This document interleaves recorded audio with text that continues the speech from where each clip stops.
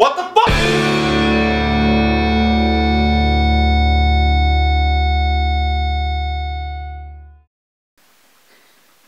It's two squirrels having sex. That's gonna be in the video, isn't it? Hey YouTube, it's Russ from Russ's Rad Reviews, and today I have a special guest. Joining me to review this album is John. Go ahead, John, introduce yourself. I hate this album. This album's terrible, guys. Avoid it like the plague. Just remember that just because we're saying that this album's crappy, doesn't mean that we're saying the band's crappy, right? Now, with that said, this album's terrible. Okay? It's really bad. We just got done listening to it, and I mean, we were laughing the entire time because I think there's like, what, 3 songs on here that would pass as like something that you can listen to. It's not ear rape. Like, yeah. Let's try to find some positive before we go into the song. So, this is Cheap Trick's album in color, released in 1977.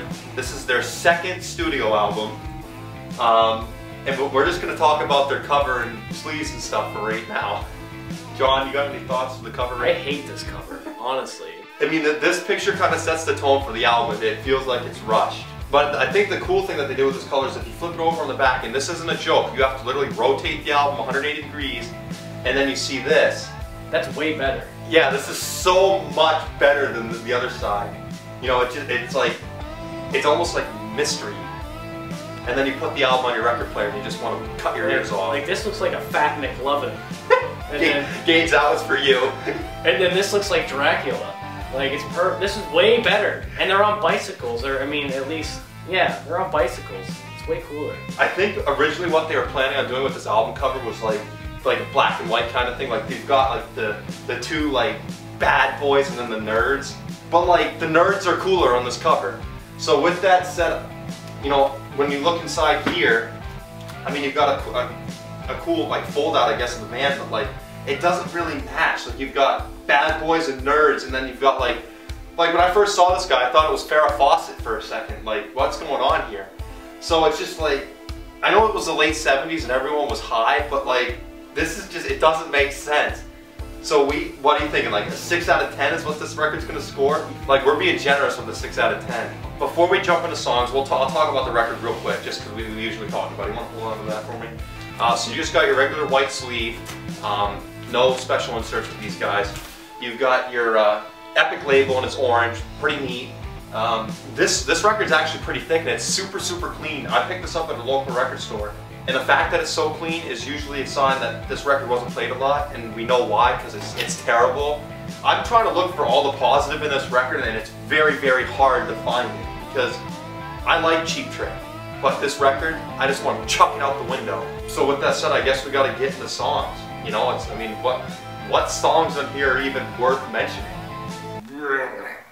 Honestly, Big Eyes wasn't bad, it just was weird. Big Eyes was trippy, but like, it was pretty cool. I like Big Eyes. I didn't understand, like, you know, like you have Angus Young for AC/DC, like screaming and stuff, and like you're like, you know, how do you understand Frogman? But this, it's like, it's supposed to be Cheap Trick, you know, it's not screaming rock and roll, and it's just like, it did not have good geometry. It did not. It was not down. You said down you like down. It was fine.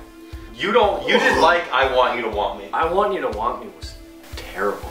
The live version is so good. The live version is awesome. The studio version, like, it had to start somewhere, but like it's polar opposites.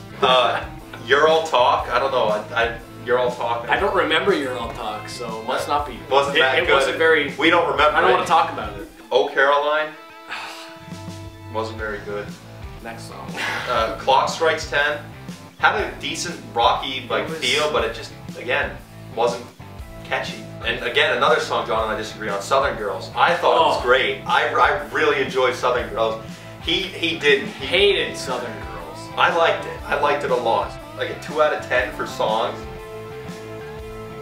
Yeah. Like this thing scores a 2 out of 10 for songs. So, I mean, unless you're a serious collector, don't pick this up.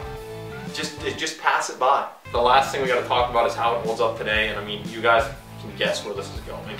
None of these songs, I'd never heard of these songs before until I put this on the like record player, we said like a 3 out of 10, right? For how it holds up. I'm gonna lower it to a 2 out of 10. Okay, well we're gonna give it a 2 out of 10 actually. The only good thing that came out of this record for me is Southern Girls and the live version of I Want You to Want Me. You know, I mean that's it. I mean, I Want You to Want Me is probably the best on the album, but I don't think it's that good. Yo, what is this? You know, it's like you give this some Viagra and it gets good, but you can't give objects Viagra, so. Alright, so for the average score of this album, we're gonna give it a solid 3.3 out of 10. Yeah, it's not good. Avoid it. It doesn't deserve the 0.3. It didn't deserve our time. But with that said, we're gonna close up here. I'm Rad Russ. This is John. If you like this video, give us a thumbs up. If you haven't subscribed, please subscribe. If you have someone that might appreciate these videos, send it to them. We'd appreciate the support. And we will see you in the next one. This thing's a piece of shit.